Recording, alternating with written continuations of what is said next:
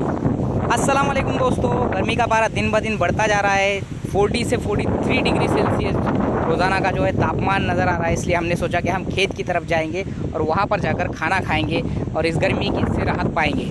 इसलिए हम निकल पड़े हमारे गांव से खेतों की तरफ, अपने साथ में अपना टिफ़िन लेकर। लेकिन रास्ते में हम भूल चुके थे कुछ सामान लेना, तो इसलिए हम वापस गाँव की तरफ आए और एक छोटी सी दुकान में हमने कुछ सामान लिया। ये हमारा गांव है, ये गांव की झोपड़पट्टी है। यहाँ पर कुछ लोग रहते हैं। इससे आगे एक और इलाका है जो मेन बस्ती है। इस तरह से हम निकल पड़े हमारे खेत की तरफ और खेत में जाकर हमने सोचा कि अब खाना खाएंगे।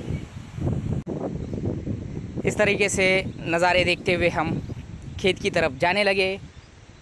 आजकल जो है गर्मी का मौसम चलने की वजह से पूरी खेतियाँ जो है हमारे विदर्भ की बंजर होती है, क्योंकि इस वक्त में जो है पेरने का कोई मौसम होता नहीं है। जून के महीने में जो फसल बोई जाती है। अब इस तरीके से हम खेत में पहुंच गए हैं। आप सामने देख रहे हैं खेत में जो है यहाँ पर मटका रखा है, यहाँ पर एक झोपड़ी है। हमने यहाँ पर पलंग बिछाया और साथ ही साथ हमने पूरे खेत का जो है नज़ारा हमारे कैमरे में कैप्चर किया। अब हमारा इरादा हुआ कि अब हम खाना शुरुआत करें और इस गर्मी से हमको काफ़ी राहत मिली। इस तरीके के पेड़, इस तरीके के खेत देखकर, और हमने खाने की शुरुआत की। अपने जो टिफ़िन थे वो खोले। यहाँ पर आप सामने देख रहे हैं जो एकदम जिसको हम बोलेंगे गावरान तरीके का जो खाना है वो हमने यहाँ पर लाया। यहाँ पर प्याज है, कुछ चावल है, हमने आम काटा, कच्चा आम था, पके आम थे और साथ में ही प्याज भी थी। और इस तरीके का जो सामान था वो हमने यहाँ पर रख कर खाने की शुरुआत की।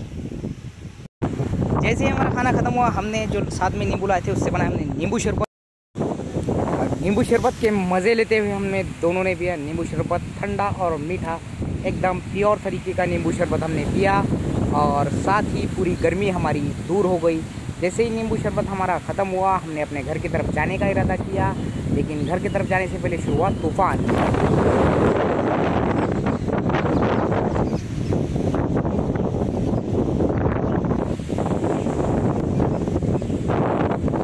दोस्तों, भले इस तूफ़ान की रफ्तार थी उनकी 50 किलोमीटर प्रति घंटे की, लेकिन इसको देखकर जो हमको डर लगा वो हमने अपने कदमों की रफ्तार बनाई 100 किलोमीटर प्रति घंटा और हम सुरक्षित तरीके से पहुंच गए अपने गांव की तरफ।